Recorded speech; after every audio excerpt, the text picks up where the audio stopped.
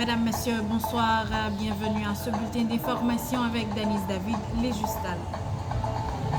Dans le national, face à l'aggravation de la crise en Haïti, le président brésilien Luiz Inácio Lula da Silva se dit préoccupé, entend agir. Il convoque pour le 13 juin prochain à Brasilia un sommet avec les dirigeants de la CARICOM avec la situation haïtienne au cœur des discussions. Cette initiative intervient alors que plusieurs pays prennent leur distance vis-à-vis d'Haïti.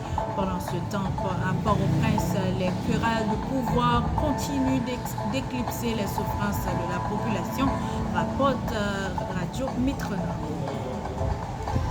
Le conseiller présidentiel Leslie Voltaire, accompagné du ministre des Travaux publics, Transports et Communications Raphaël Hosty, a rencontré ce mardi les parties prenantes du secteur de l'énergie à la ville d'accueil. Les discussions ont porté sur les difficultés rencontrées, notamment l'arrêt de la centrale hydroélectrique de Pélig en mai dernier. Ils ont aussi abordé les stratégies pour renforcer la production énergétique, rapporte le journal Le Nouvelliste.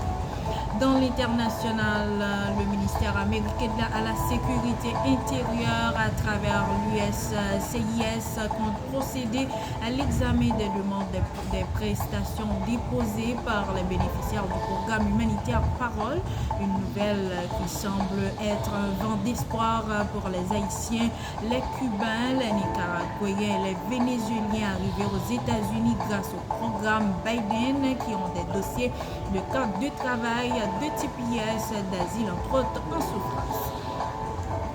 L'État de Californie a demandé ce mardi 10 juin à un tribunal d'empêcher que des militaires soient déployés dans les rues de Los Angeles après la décision de Donald Trump d'envoyer dans la mégalopole des membres de la garde nationale et des marines déployés dans les rues. Des combattants entraînés par la guerre et sans précédent et menace le fondement même de notre démocratie, a déclaré le gouverneur Gavin Newsom.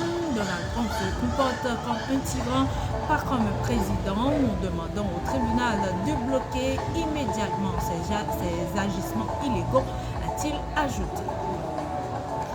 François Bayrou a promis d'interdire tout de suite la vente aux mineurs de tous les couteaux après le meurtre d'une surveillante poignardée ce mardi 10 juin dans la matinée par un élève de 14 ans à l'entrée d'un collège en Haute-Marne. On va élargir la liste des armes blanches interdites à la vente. Pour l'instant, il n'y a que les poignards pour simplifier qui sont interdits. On va interdire tout couteau qui peut constituer une arme et cette mesure entre en vigueur tout de suite ainsi que le contrôle de l'âge de celui qui recevra le colis, a affirmé le Premier ministre sur TF1 rapporté par RFI. Cet attentat à la bombe, dont 4 à la voiture piégée, ont tué au moins 3 personnes ce mardi 10 juin dans le sud-ouest de la Colombie, a indiqué la police. Les explosions sont survenues dans la ville de Cali où une personne a été tuée et au moins 3 blessés dans des municipalités voisines, a indiqué l'agence France-Presse, un responsable de la police. Cette région est occupée par des dissidents de l'ex-guérilla des forces armées révolutionnaires de Colombie qui ont signé un accord de paix en 2016 contre lequel l'armée mène des opérations.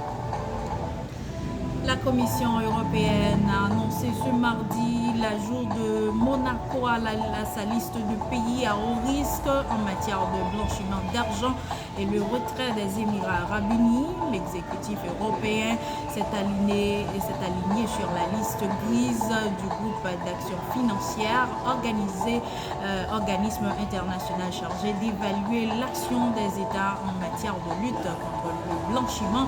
Monaco y figurait depuis l'été 2024. Mesdames, Messieurs, c'est la fin de ce bulletin d'information avec Denise David, les Justal. Merci de l'avoir suivi. On vous donne rendez-vous pour demain.